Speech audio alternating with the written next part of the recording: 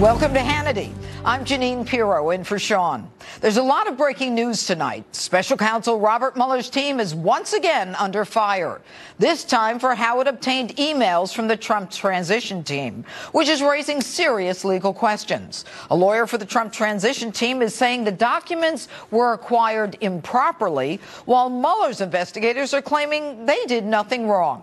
Greg Jarrett and Alan Dershowitz are here with their expert legal analysis. And President Trump delivers a major national security speech on putting America first. Former UN Ambassador John Bolton reacts. But first, a high-speed train derailment in the state of Washington. Investigators are on the scene. Joining us now with the latest details is Dan Springer. Dan? Yeah, and Judge Jeanine, a horrible and tragic day here in western Washington as the Washington State Patrol has confirmed 3 fatalities, but the Associated Press is reporting 6, at least 6, and the discrepancy could be that 3 have been pulled from the wreckage, but could be 3 bodies still inside some of those cars that you can see behind me dangling off of a trestle here about 50 miles south of Seattle over I-5. That train derailed at about 7:40 this morning at the height of rush hour traffic. Speed might be a factor. They're definitely going to look at the speed of the train. There are multiple reports that this train was traveling upwards of 80 miles an hour, about a quarter a mile away from where it went off the tracks. And where it went off the tracks, there is a very sharp curve. So when investigators get here a little bit later tonight, they will be looking at a number of things, but including the speed. There were 77 people on the train and 5 crew members. All 13 of the 14 train parts, the cars and the engines, came off the tracks. Many of them came on the highway down below. 5 cars and 2 semi-trailers were hit by train parts and train pieces as they were coming down off that trestle, and there were injuries but no fatalities among people on the ground. But again, the job right now, they have a lot of heavy machinery here. They're trying to stabilize those rail cars that are still dangling off that trestle to try to shore it up enough to be able to get inside and retrieve the final victims of this horrible train accident that happened this morning. And again, this was something that this was an inaugural run of this train route from Seattle down to Portland. They had this high-speed rail line, and the whole idea was to shave about 15 minutes off of the run from Seattle to Portland. And there were many people who were upset about this, and they warned about something like this happening. So that'll all be part of the investigation as we look forward. Jeanine, back to you. All right, Dan, thanks so much. And this weekend, special counsel Robert Mueller's team came under fire over how they obtained emails from the Trump transition team. Joining us now live from the White House is Ed Henry. Ed? Judge, good to see you. Democrats are trying to pour gasoline on this fire by spreading rumors that the president may try to fire Robert Mueller. And the president insists that is not true, though his allies outside the White House are trying to undermine the special counsel's credibility. In fact, a lawyer for the president's transition to power is trying to make the case Mueller himself tainted the probe by obtaining tens of thousands of emails from the time period between the election and the inaugural. Mueller did this not by issuing a subpoena that would be known to the Trump legal team, but instead went directly to the General Services Administration, which helps manage bureaucratic functions, including the transition. Trump for America, Inc. counsel Corey Langhofer declaring that career government workers potentially hostile to the president, quote, unlawfully produced transition private materials, including privileged communications to the special counsel's office. Peter Carr, a spokesman for the special counsel, pushed back, quote, when we have obtained emails in the course of our ongoing criminal investigation, we have secured either the account owner's consent or appropriate criminal process. But Alan Dershowitz, a longtime Democrat, says this was a close legal call, so it was foolish for Mueller to fail to make this airtight by seeking an easily obtainable warrant. Dershowitz adding Mueller should have immediately disclosed to the public he had in fact removed FBI agent Peter Strzok from the case because of anti-Trump text messages rather than waiting a couple of months. Here's Dershowitz. I think he has a credibility problem. He should have been more careful about who he hired. He has been conducting a sloppy investigation, and that's atypical of him. I'm surprised. When you're going after the president, you have to be Caesar's wife. You have to be above reproach. Now, another Democrat, Mark Penn, who advised former President Bill Clinton, has just conducted a poll for the Hill newspaper that found 54% of the public believes that Mueller has conflicts of interest in this investigation. 63% of the public said the FBI is withholding key information about not just the Trump, but the Hillary Clinton investigations as well. Judge? All right, Ed, thanks so much. And also tonight, the Wall Street Journal has a stunning new report about the text message between FBI agent Peter Strzok and FBI lawyer Lisa Page that's been getting a lot of attention. In a text from August 2016, Strzok wrote, "I want to believe the path you threw out for consideration in Andy's office, that there's no way he gets elected, but I'm afraid we can't take that risk. It's like an insurance policy in the unlikely event you die before you're 40. Fox News couldn't confirm, but believes the Andy reference in that text was referring to Deputy FBI Director Andrew McCabe. And tonight, the Wall Street Journal is reporting, quote, an FBI agent's reference to an insurance policy in a much debated text message was meant to convey that the Bureau needed to aggressively investigate allegations of collusion between Donald Trump's campaign and Russia, according to people familiar with his account.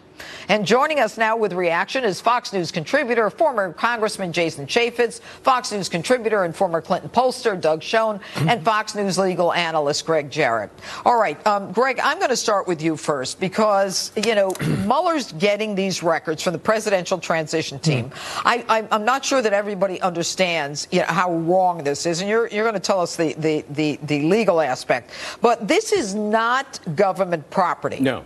And this includes information that has to do with national security, attorney-client. There is a statute, in fact, that controls how you access this information. Right. And MOU, tell the viewers.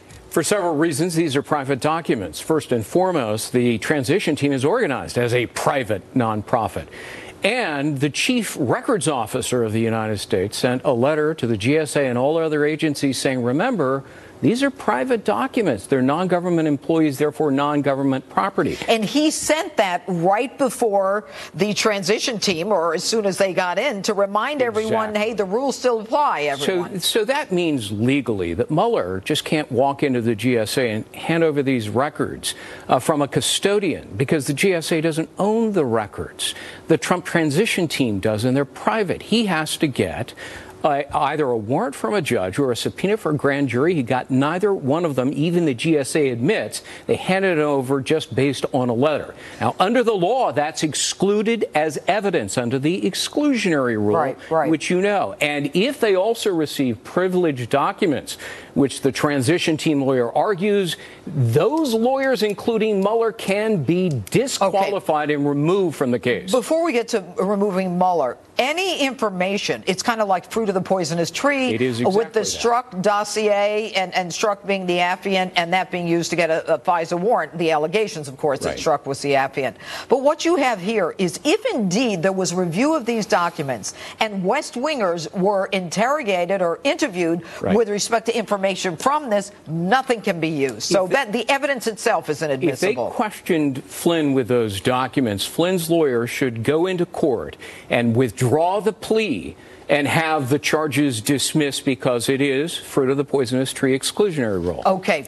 You know, Doug, without getting too legal here, Sure. I mean, you heard that there's a statute, there's a regulation, there's a reminder. Right. Why do you think this guy in GSA just handed over the records and didn't say, where's your subpoena, buddy? I don't know, but I would very much hope the Trump transition team immediately goes to court to seek to get legal validation, if it be that, for what Greg Jarrett I think how do you do that unless and until there are charges filed? We can make those allegations with Mike Flynn. As I understand the law, and I defer to my colleague here, that when there is imminent harm that can be done, you can go into court and get an emergency restraining order. And I think this is one of those cases. What I worry about, Jeanine, is this is getting too political.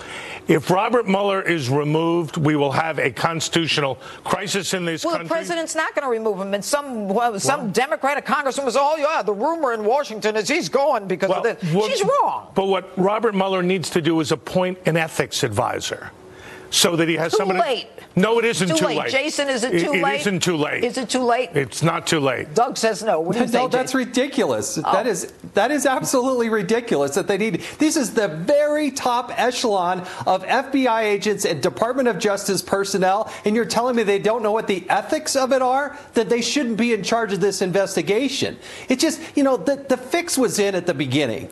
And you know what? If it was a Democrat president and a Republican Department of Justice, they would, come on, if the tables were turned, everybody in Washington, D.C. would be yelling and screaming. Oh. But it's not. It's Donald Trump. So they leave it alone and they let it keep going. Now, the truth, Jason, is that your committee had oversight over GSA. Now, you're familiar with all of these regulations, these guidelines. Why would someone in GSA just say, oh, great, they want it, let's give them all these records? Because they're deep state, possibly? I mean, the deep state is alive and well. And you get a letter from Director Mueller telling me to turn over those documents. You're not an attorney. They should have gotten some legal advice. Basically, all GSA does is turn on the lights, provide some office space, give you a couple of ID badges and some computers to turn on and say, here's some office space so you don't have to go try to rent and figure this out during the critical time of the. But they didn't have the right to turn them over. They didn't have possession of them. That wasn't theirs to turn over. All right, but Greg, now you got these lawyers on this Mueller team, and they know that they are in possession of privileged information. They know it. They know the players. They know their jobs.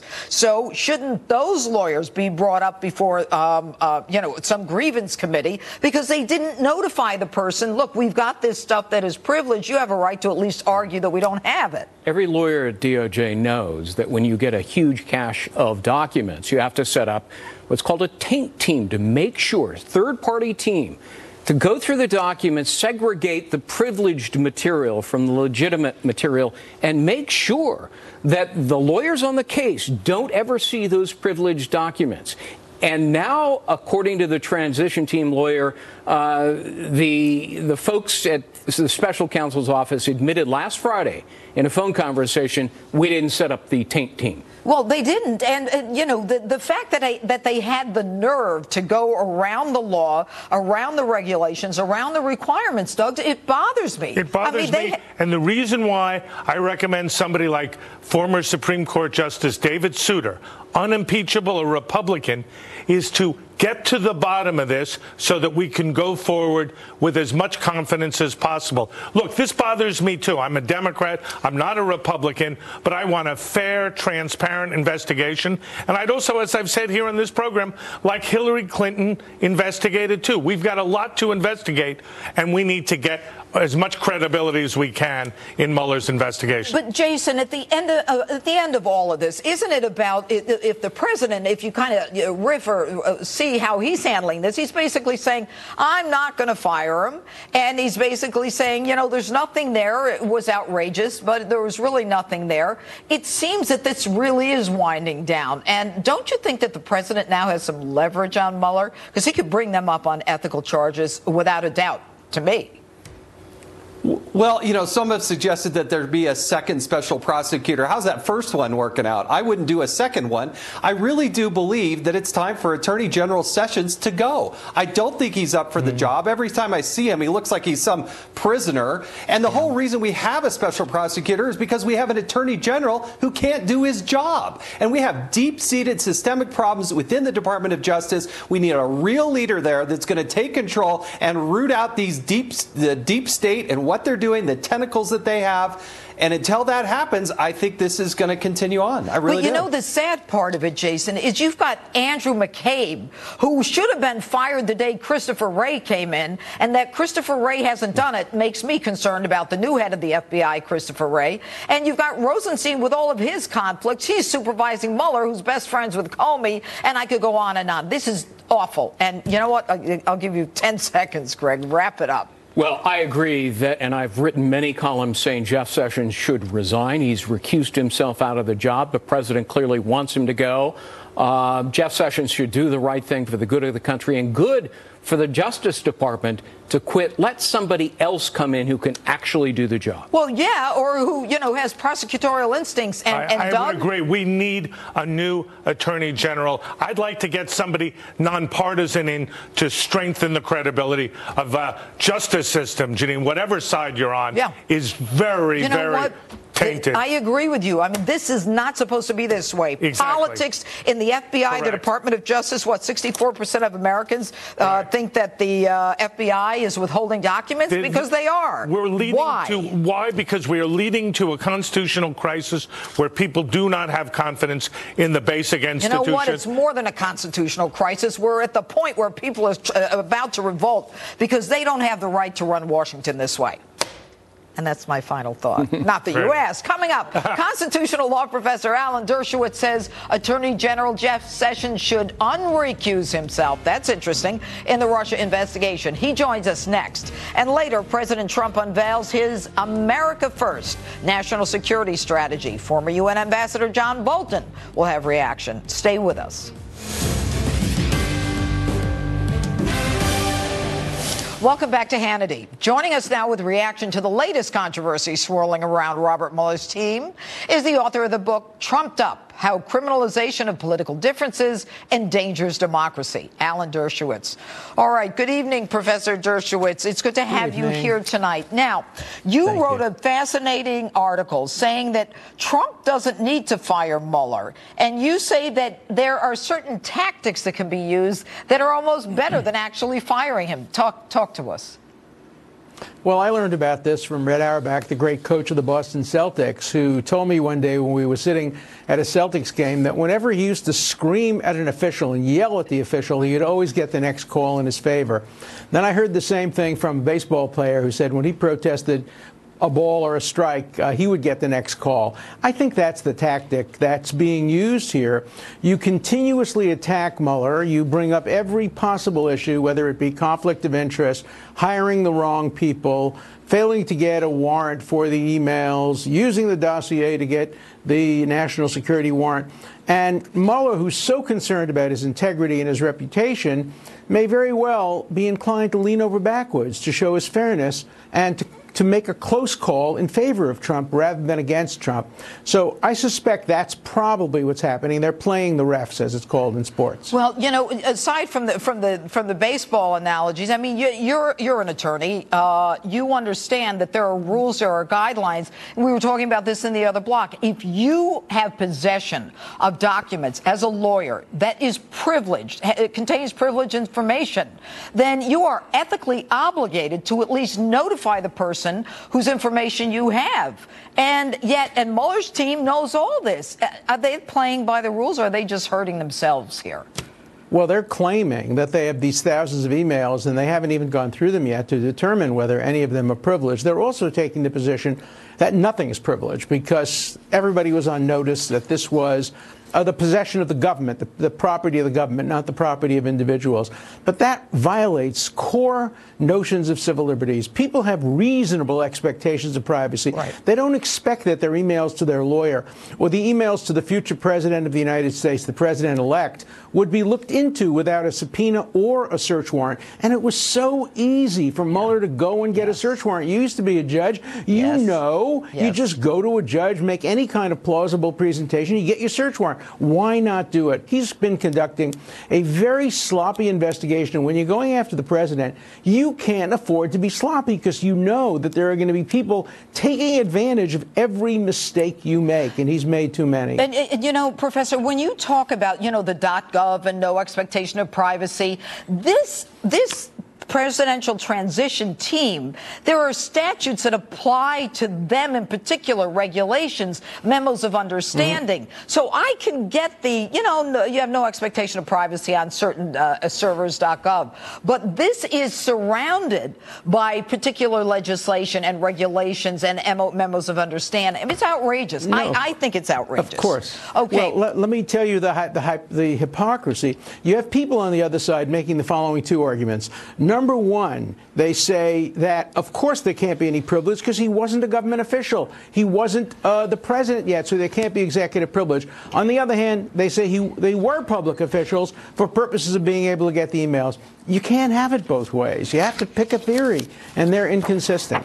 Well, you have to pick a theory, but, you know, in addition to that, I think what we've seen with Mueller is with this whole thing with Peter Strzok and, you know, the woman with whom he was having the affair, Lisa Page, who worked for the FBI, and they're talking about, you know, they're going to have to get an insurance policy, and, you know, they have this meeting at around the same time. Strzok, who's in charge of counterintelligence, that we start this Russia probe on the alleged Trump-Russia collusion.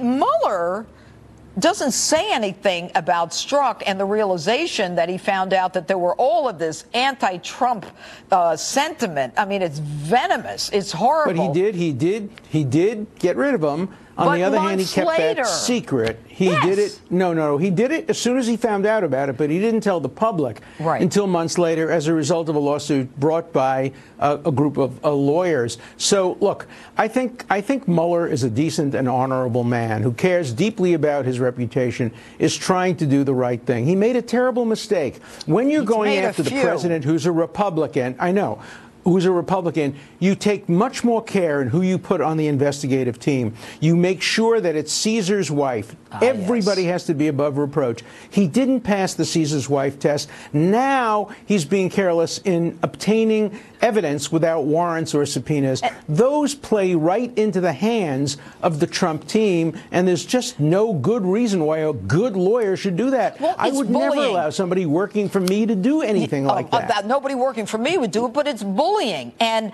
don't you think it's interesting, though, how the president's team is handling it? You know, they're not really going full bore on this one. I think that the facts speak for themselves. And by the way, you know, you say that he's made one or two errors. I think he made an error right from the get-go. The fact that he applied for the job to be the head of the FBI and didn't get it, the fact that he's so tight with Jim Comey, and as you know, the two of them think they've made history together when John Ashcroft was in the hospital. I mean, that is classic conflict of interest. You know it, Professor. Admit it. Well, I think that the very idea of appointing a special prosecutor defeated the purpose of any inquiry. We want an open public inquiry, a bipartisan inquiry, to make sure the Russians never intrude on an American election and tell what we get. Instead, what we get is behind closed doors, grand jury. We're never going to learn anything. Everybody is yelling, lock him up, lock her up. That's not the way to proceed. We shouldn't be criminalizing political differences.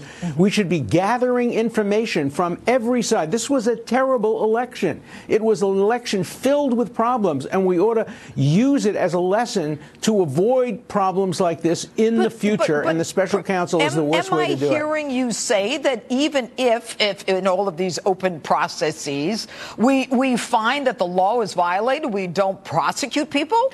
No, if you use the criminal law last, not first. When you appoint a special counsel, what you're saying is, we know there were crimes committed. Now let's find out what crimes they were. Stalin talking to Lavrenti Beria, and Beria saying, show me the man and I'll find you the crime. That's not the way America should work. We should first do an investigation, an open-ended, nonpartisan 9/11 type investigation. Well, then why was Bruce Orr allowed to go to the Intelligence Committee? We have no idea. He's the guy whose wife worked for Fusion GPS on the anti-Trump dossier, and then he has a meeting with Fusion after they lose the election. And I can only conclude, I mean, that, you know, they're going to try to get their story straight. I mean, that doesn't help either. Well, we should look into all of these issues to avoid recurrence in the future. We have to clean up our election system, and we shouldn't do it through a special counsel. Somebody before mentioned that Mueller should appoint an ethics consultant. I had proposed that in my article this morning. I even named David Souter as one such person. That would help him at least avoid these problems in the future. Look, the Trump people would rather see him have ethical problems because it gives them ammunition. It's in Mueller's interest to clean up his act and go forward smoothly. It's a little late in the game. I think he's lost all credibility. But, Professor, thanks so much for being with us. And coming up, President Trump unveiled his America First national security strategy. We'll get reaction from John Bolton and from the Deputy Assistant to the President for Strategic Communications on the National Security Council. Stay with us.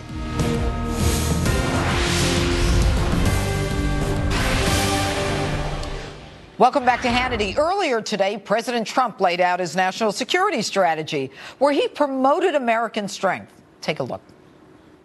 We're here today to discuss matters of vital importance to us all: America's security, prosperity, and standing in the world. With every decision and every action, we are now putting America first. To counter Iran and block its path to a nuclear weapon, I sanctioned the Islamic Revolutionary Guard Corps for its support of terrorism, and I declined to certify the Iran deal to Congress. We have dealt ISIS one devastating defeat after another. The coalition to defeat ISIS has now recaptured almost 100% of the land once held by these terrorists in Iraq and in Syria. Our campaign of maximum pressure on the North Korean regime has resulted in the toughest ever sanctions. We have united our allies in an unprecedented effort to isolate North Korea. For the first time ever, American strategy now includes a serious plan to defend our homeland.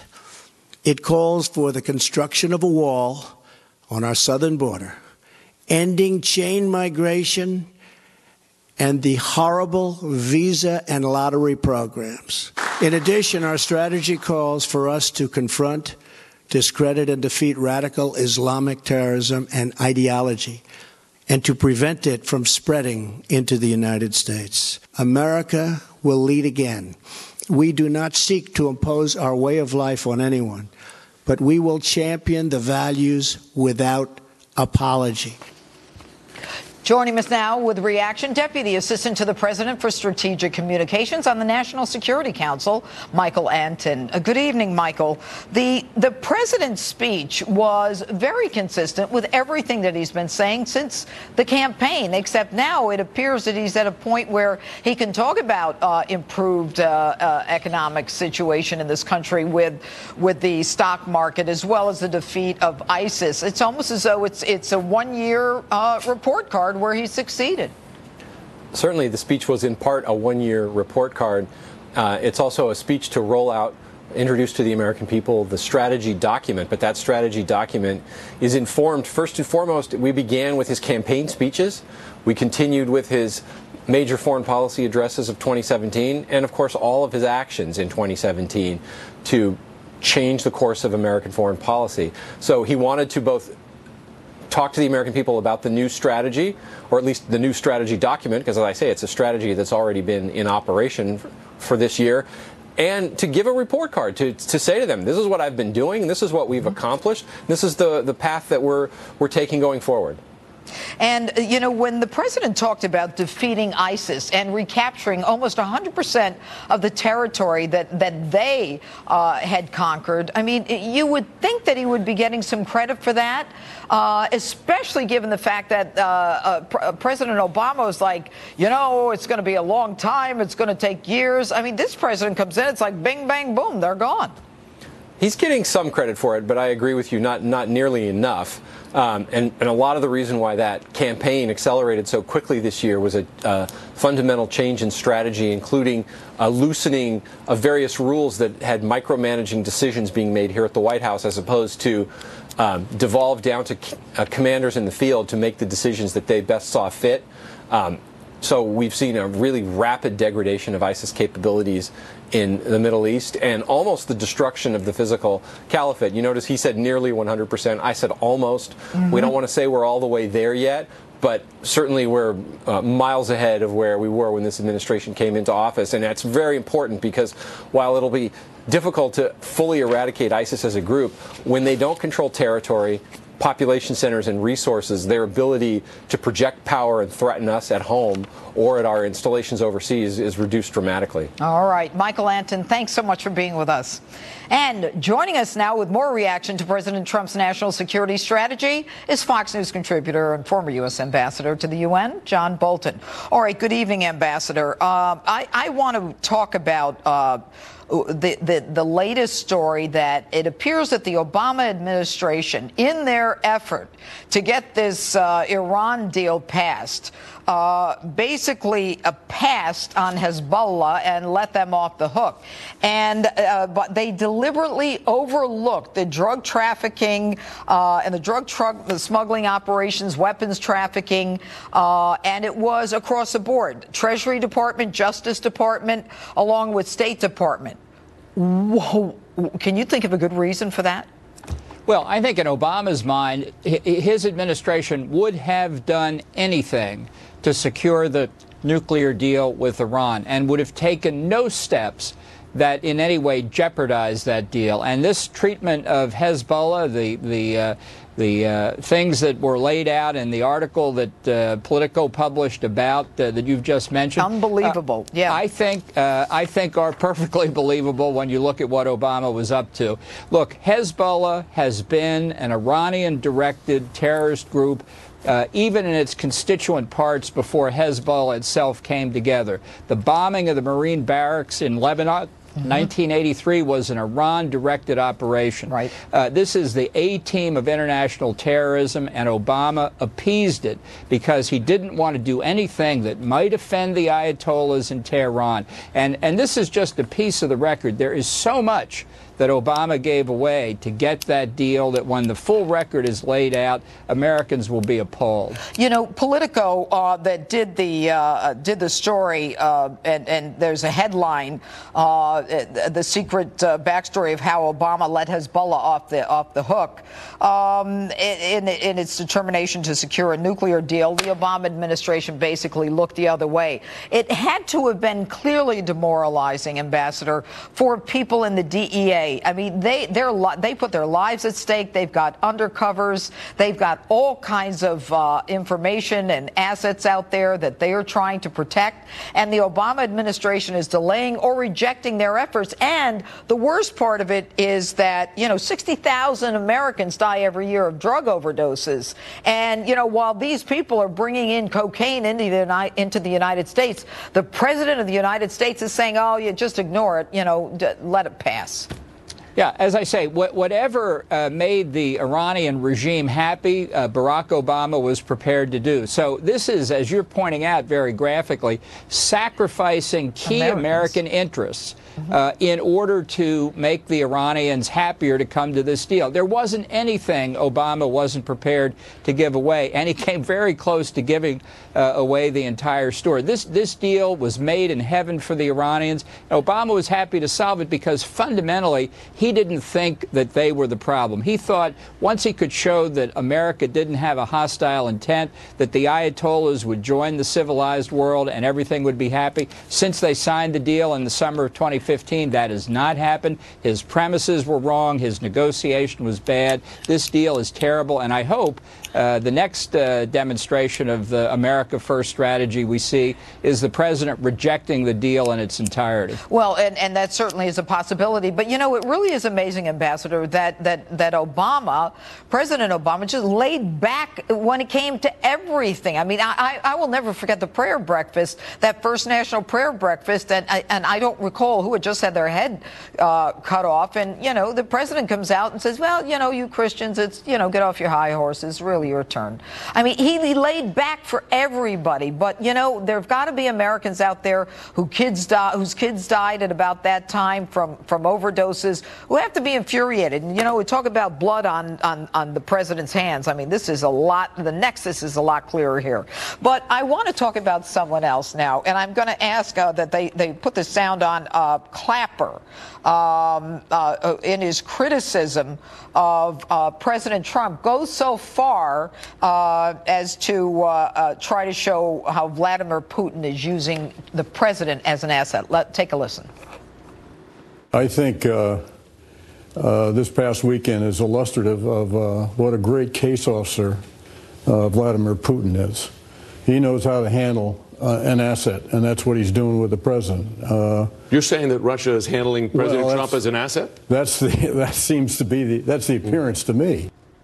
What's so amazing? I mean, the backstory here is that the CIA was in a position to give intel to Russia and to whether Putin or his people regarding an attack on a Christian church or a Greek Orthodox church, Russian Orthodox, in Russia, in St. Petersburg, I believe. And he calls and says, thank you. And this guy Clapper criticizes the president. Now, here's my take on this. Do you remember when the Russians told the FBI about the Tsarnaev brothers and the Boston bombing? They said it once, and the FBI didn't listen. And then they called them again, and the FBI said, well, they didn't give us specific information. And you got to give the Russians credit. They listened to the CIA, and they stopped the attack on the church. Yeah, look, what's your take? I think this communication about the Tsarnaev brothers, we still don't know the full story of why the FBI didn't take it seriously. And I hope that's something the Justice Department is looking into. But to come back to General Clapper, I'm not holding my breath, but to come back to General Clapper, he just accused the president of treason, essentially. He's saying that he's a witting Russian agent. And, you know, if he's got evidence for that, I'd like to hear it.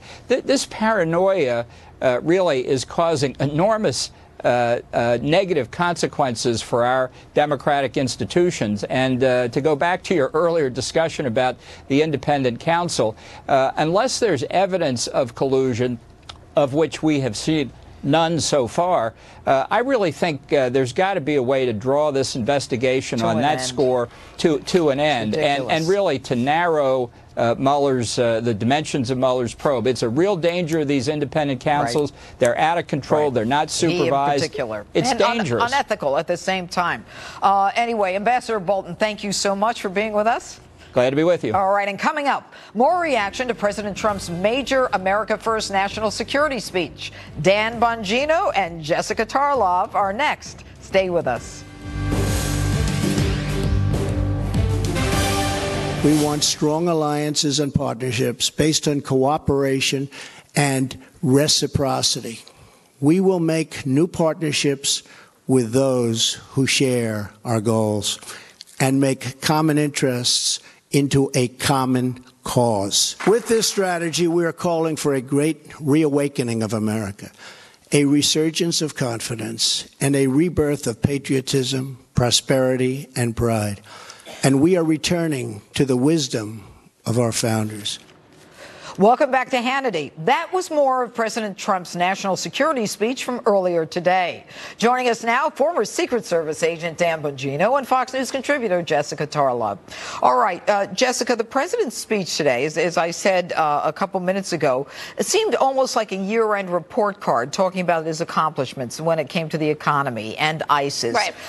And, you know, dealing with the issue not just of defeating ISIS and taking over almost 100% of the territory that they had conquered, but also talking about the political ideology behind it and making America first and making sure that, you know, we have the jobs and you know, the allegiance to this country. Yeah, I felt like it was actually much more focused on domestic issues than it was on international issues. The president, from the campaign trail to his first year in office, has made it a point to call out other countries and even our own allies that they're not paying their fair share, for instance, and that these international organizations don't work. He was very focused on what's going on here, the economy, as you mentioned, but also immigration, shutting down the lottery system, chain migration. So it felt like really a true America First take on it all. And it was interesting to see it vacillate between what I imagine General Kelly wanted and a little Stephen Miller maybe thrown in there. Right. Where's Kelly? Kelly's on immigration. Where's Stephen Miller? I think probably in the pumping up about his victory, about the economy, it's booming, it hasn't been like this, and really trashing his predecessors. You know, he said, for instance, that he's making the economy and national security priority for the first time, but that's something that's been going on, I think, it's 40 years that has been a key plank of these speeches that are given, every president gives. So, you know, there was a little Trumpism there, but generally I thought it was quite subdued. Yes. What did you think, Dan? Patriotism, pride, America First. Judge, these are things for 8 years we frankly did not hear pronounced loudly from Barack Obama. It was an international apology tour. You know, I'll never forget ever that speech where he said, oh, American exceptionalism. Yeah, we're exceptional, just like the Greeks are exceptional. Listen, he was saying that they felt that they were exceptional about their own nations, which Jess, they do. Listen, Jess, that's a scam. That's nonsense. Here's the deal on this, okay? I love the Greeks, okay? I'm a Christian. I believe we're all children of God. But the Greek system of government stinks. I'm sorry. We are the greatest country on earth. You're the American president. You don't go out there and give a speech about, oh, American exceptionalism? Yeah, whatever. It's just like Greek exceptionalism. Nonsense. We are a constitutional republic, the most prosperous country on earth. Get out there and celebrate it. You're the American president. Thumbs up for Donald Trump for celebrating America. You know what, Jessica, I don't think there's any question that what Dan is saying is accurate because, you know, the whole Obama legacy is, you know, the globalism and the open borders. And, you know, if people from Central America need to come in, let them in. If the Muslims need to come in from other countries where, you know, they're being seeking refuge from persecution. Yes. And I believe that they should still be able to come. I believe that is actually the Christian thing to do. Yeah, but what about the chain migration and all the inability to vet these people? I mean, the Obama legacy is let them all in. It's really not. It is according to some people, and I have to respect that. It certainly isn't. On my side of the aisle, people talk about the booming economy that Obama built, that Trump is now benefiting from and building upon. They talk about globalism as a good thing, that we were part of things. Well, we used to be the Paris Climate Act, that we actually talked about global warming, which wasn't mentioned today. Right. That Obama did start the beginnings of this defeat of ISIS, though I give President Trump credit for what's gone on. And Ross Douthat has a great column about that in the New York Times today, that it's something that everyone needs to acknowledge, that things have shifted because of changes that President Trump has made. But Obama's legacy is not apologies and globalism is a bad thing. But that's how he started in Cairo. He started in Cairo the week number 2. We need a president who cares about human rights. That's something that President Trump did not emphasize today. I believe he mentioned it only one time. You don't think the president cares about us? Oh, I think he cares about us. I'm talking about human rights generally. Yeah, I'm talking about the human rights of isn't he the president of America? Well, Dan, you take it.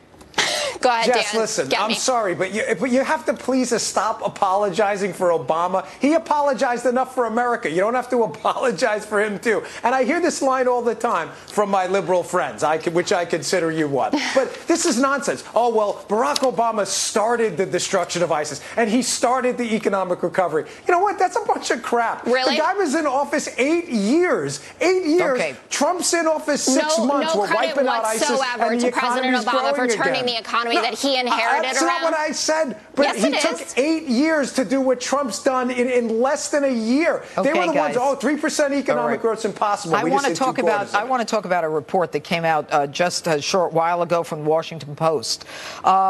Trump's team, they say, meeting with Mueller's office is posed not only to ratchet up tensions, but they say that, you know, for all those people who thought that this was going to come to an end soon, they are now saying the investigation can last for at least another year. What do you think of that, Jessica? I think that it's accurate. I think the reports that were coming out that President Trump is expecting an exoneration letter sometime soon are without merit. I think that something of this level and size takes time. We've already seen 5 indictments. There are a lot more characters in play here. And I think that Bob Mueller should take his time. I think this is something that is worth our taxpayer dollars. All right. But, Dan, the indictments that we've seen have to do with taxes and Manafort and Gates and lying without any underlying Mike Flynn has to do with lying and the Russians. No, lying. We don't know precisely what it is. Go ahead, Dan. Yeah. We were told by all the, liberal Trump haters out there that we had the scandal of the century with the collusion with the Russians to overturn an election. What do we got? We got 2 fibbers and a guy who had some shady business dealings before he even met Donald Trump. I mean, folks, can we wrap this thing up? Or, Jess, I'll throw this out to you just like I threw out to Chris on the Judge's show. I'll fly up to New York and cut you a $1,000 check if you can say in the camera right now a sliver of evidence you have that Donald Trump himself colluded with the Russians to win an election. I'll fly up tonight. Donald Trump himself or anyone on his campaign team? Because campaign team, we could do it, and I could use that grand. But Donald Trump himself, I'm not so sure. I'll mail you the check if you can show me Trump. Just come hang out anyway, Dan. I'm super fun. All right, we've got a hard break. Thanks, Dan. Thanks, Jessica. And coming up, more Hannity right after the break. Stay with us.